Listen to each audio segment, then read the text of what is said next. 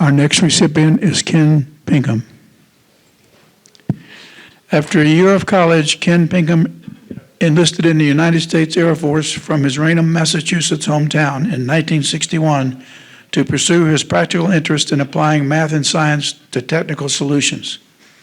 He was sent to Keesler Air Force Base, Mississippi for 6 months of rigorous training focused on radar, inertial navigation, and electronic systems for the nation's fighter aircraft fleet. His first operational assignment was to Edwards, California, where he remained for 12 consecutive years of testing and application of various critical aircraft systems. From Edwards, he went to Thailand with duty at both Udorn and Tak Lee air bases. Next came 3 years at Nellis Air Force Base in Las Vegas, working on an advanced test station for the F-111 aircraft, as well as B-57 airborne computers. He then spent 2 years at Holloman, New Mexico, helping to develop the test station for the F-16.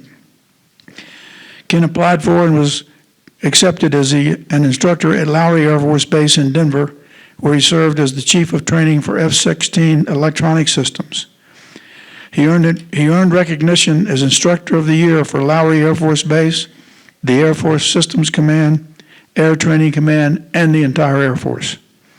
The Lowry Air Force Award was presented to him by Major General Dale Tabor, a fellow Windcrest resident, and also receiving a quilt this afternoon.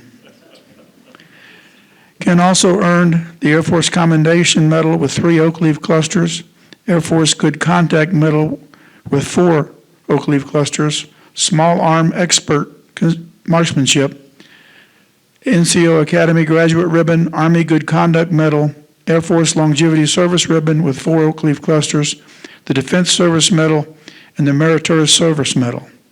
He retired as the Integrated Avionics Superintendent at Lowry. When asked about favorite memories of his career, Ken said being at Edwards Air Force Base during the heyday of Chuck Yeager's feats, breaking the sound barrier and stretching the limits of airplane tactics. He also has fond memories of developing the SR-71 nav system that from 80,000 feet altitude at speeds up to Mach 3 could read the number plate on the Golden Gate Bridge. Some of you may have recently seen Ken on the Windcrest local TV channel. He was playing the drums with Stan Lukowitz on the guitar. Stan being the audiovisual guy, I don't see him right now, but he set up our system for us today, and he's always seen in the A&E. He attended a Jimmy and Tommy Dorsey, some of you have heard of them, band concert when he was 11 years old and was fascinated by drummer Louis Belson.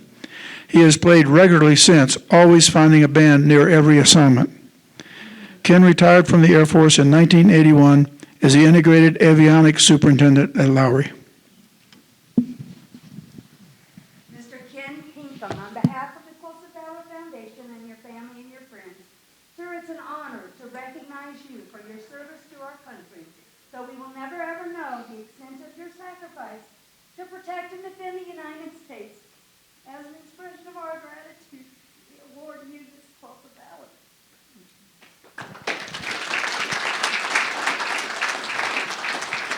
I will take this. First of all, Jan, you and your organization,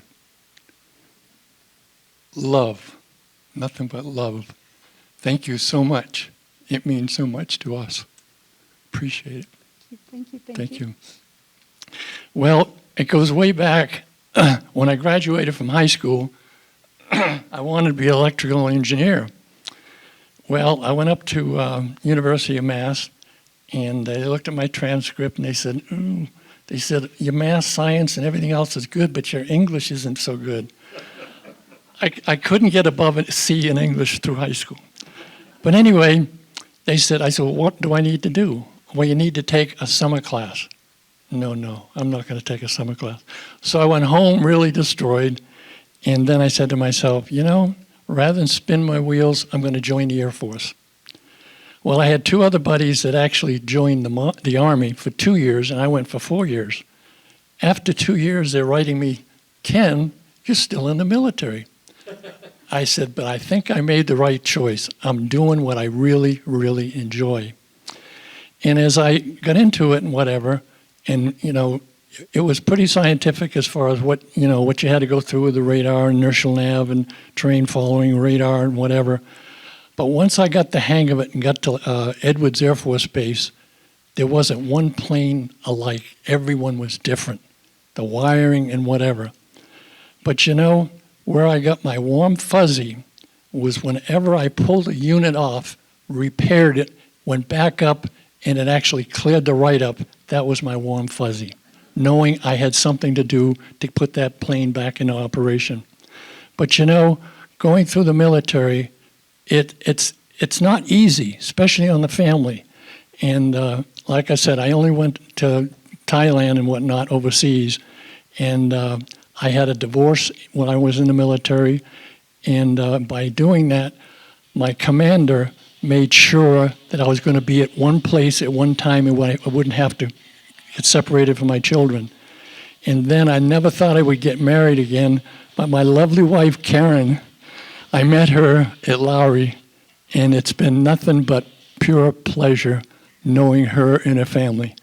And I just want to thank everyone for being here. Thank you so much.